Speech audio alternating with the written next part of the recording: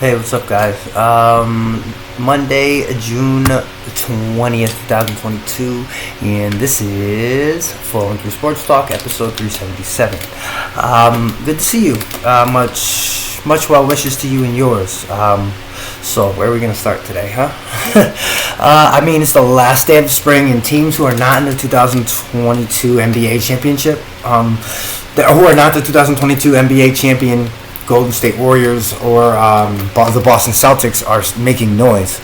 Specifically, my Los Angeles Lakers, who are aggressively pursuing a trade for the Washington Wizards guard Bradley Beal.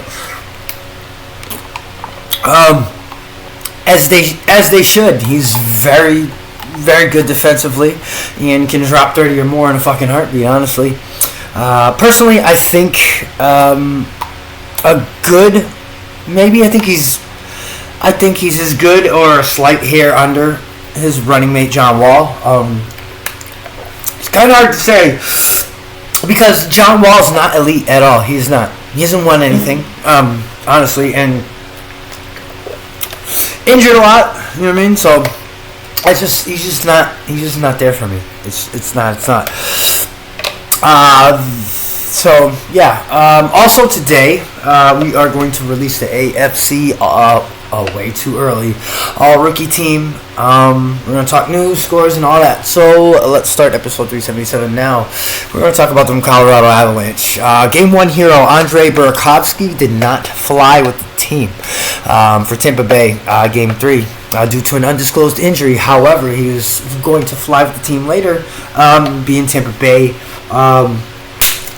at some point this morning for the game tonight. So, looks like he's going to play, injured or not.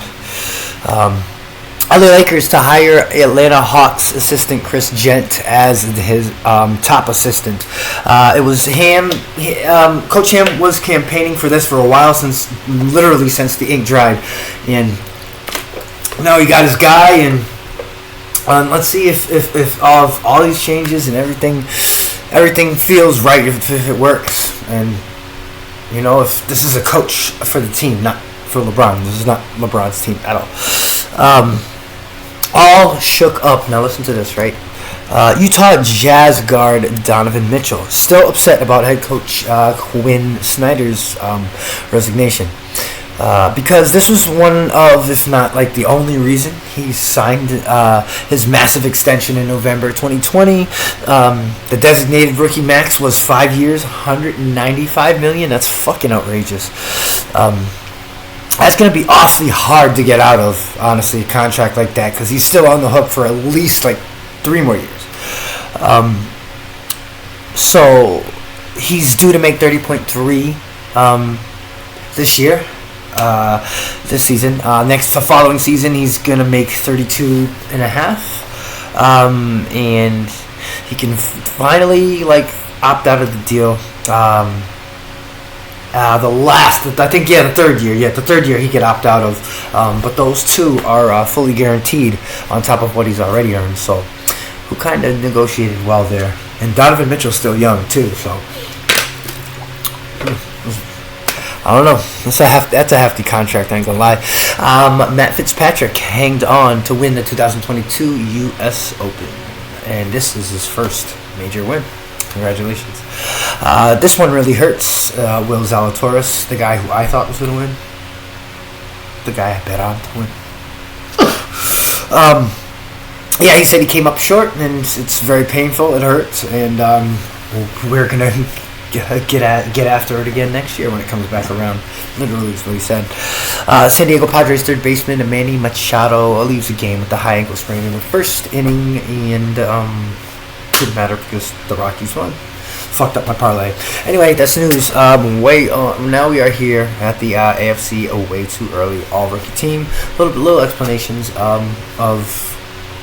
who I have on this list, and we're going to go through that pretty quickly. Let's go. So here it is, finally. Okay, guys, these are honestly done at the end of the year, when the NFL awards are given out, the MVP, Offensive Player of the Year, Rookie of the Year, blah, blah, blah. So I don't know definitively if anyone else has ever done one of these, but if so, I would really like if you guys could let me know. Yeah, so you know what we're going to do. Offense, defense, and special teams. 1 second.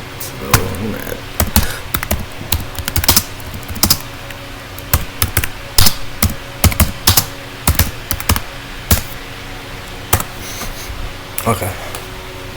There we go. So, we're going to start with the offensive line. Daniel Falele out of Minnesota. He plays for the Ravens at right tackle, 6'8", 334 pounds. Okay, right.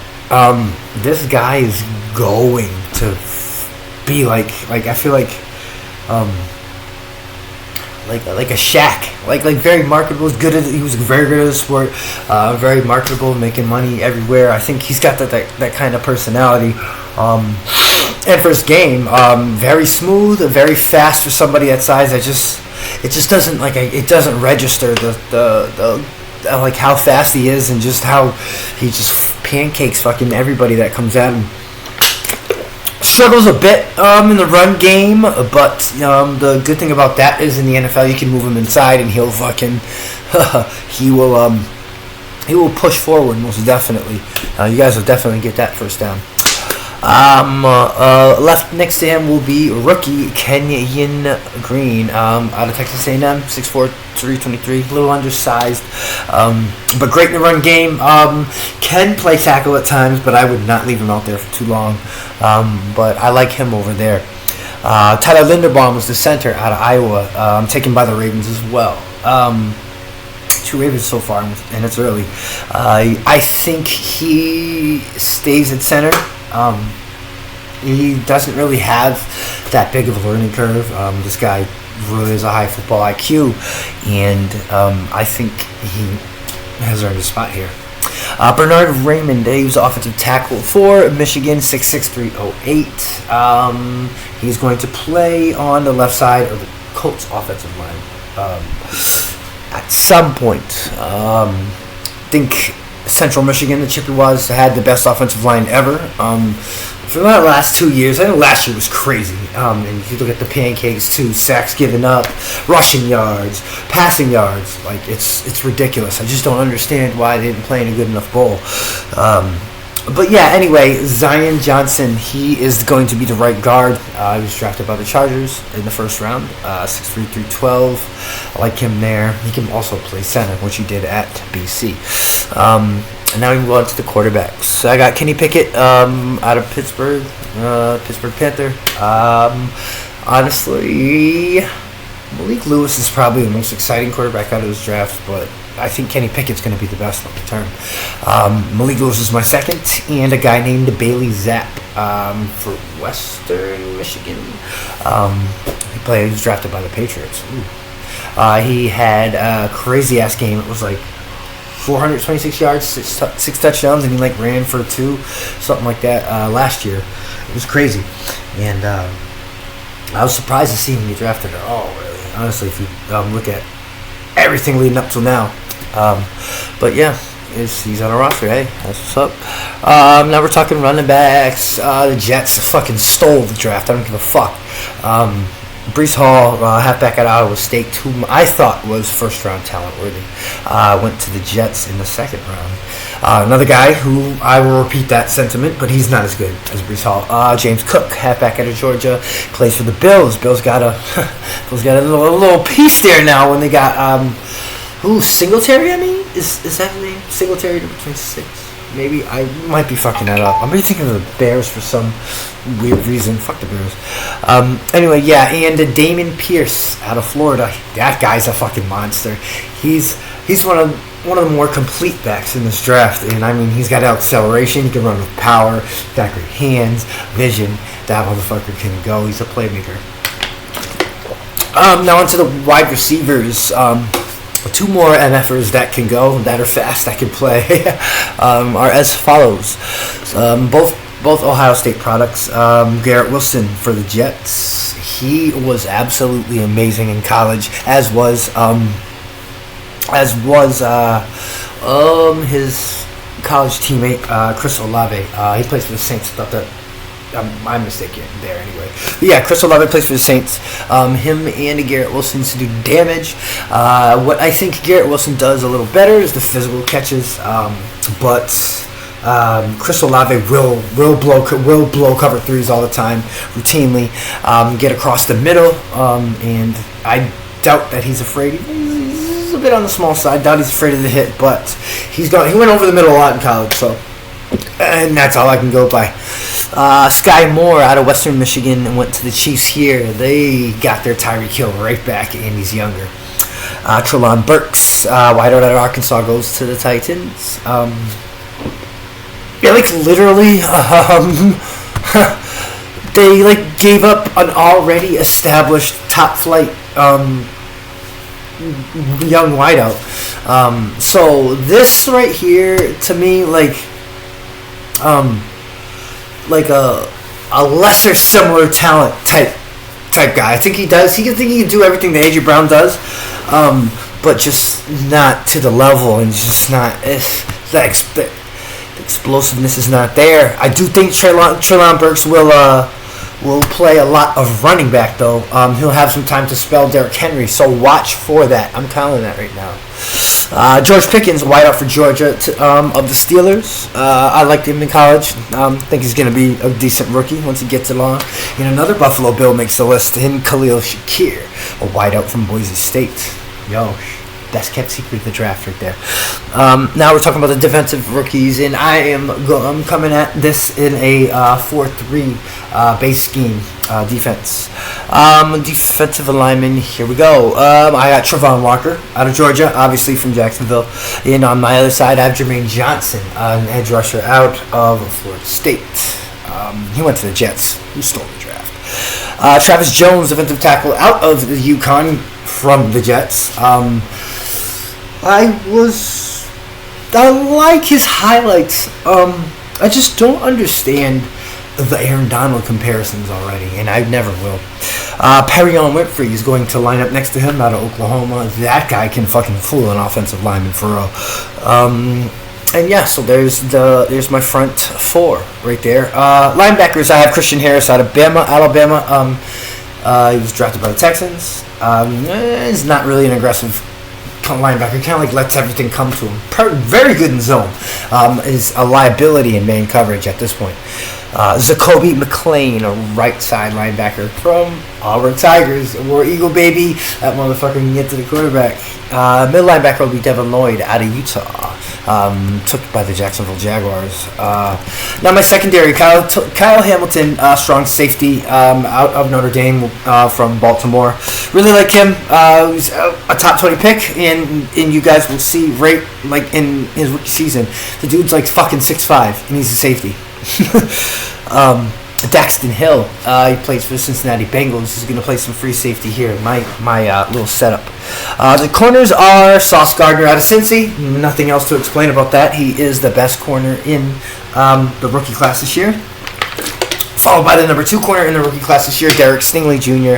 out of LSU. And I think, who do we have?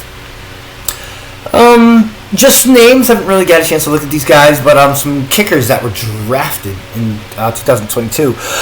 Cade York out of LSU. Obviously, he was the best kicker this year. At 213, Cameron Dicker. Huh? That's what you did, huh? Out of Texas, 245. Daniel Gutierrez out of UNLV at 253. 277, Chandler Staten out of Appalachian State. Pick 393, Nick Skiba out of Wake Forest. Blake Mazza out of SMU at pick 430, and Gabe Bear something out of Oklahoma. Burkitch, something like that. Yeah, anyway, 446, I guess. Wow. It's like the supplemental draft, I believe, something like that. I don't know. Anyway, that is it. There is my AFC rookie team. Please let me know how you think I did. And if there's somebody who you think should have been on this list for AFC rookie, offense, defense, special teams, whatever, please let me know. NCAA baseball time, and Texas A&M beats Texas 10-2. Final on that one. And now we're talking about MLB. Washington over Philly 9-3. Pittsburgh over San Francisco 4-3. Boston 6, St. Louis 4. Yes. Toronto 10, Yankees 9. Yes. Miami 6, Mets 2. Milwaukee 6, Cincinnati 3. Detroit 7, Texas 3. Atlanta 6, Chicago Cubs nothing. Colorado 8, San Diego 3. Oakland 4, Kansas City nothing. LA Angels smoked the Mariners 4-0. Cleveland 5, Dodgers 3, and Diamondbacks 7, Minnesota 1. That's it for MLB. WNBA, we have Seattle over New York 81-72. Washington over CT, 71-63. That's 2 straight losses for the Sun, by the way. Indiana 89, Chicago 87.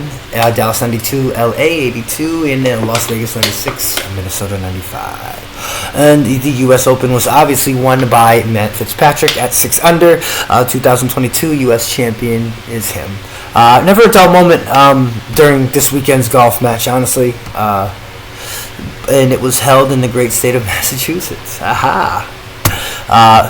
Fitzy was closely followed by Will Zalatoris, and who came in second place at 5 under. Third place winner was none other than the fucking man himself, Scotty fucking Scheffler. He scored 5 under. That's it for that, and that is the end of episode 377 for Sportstalk.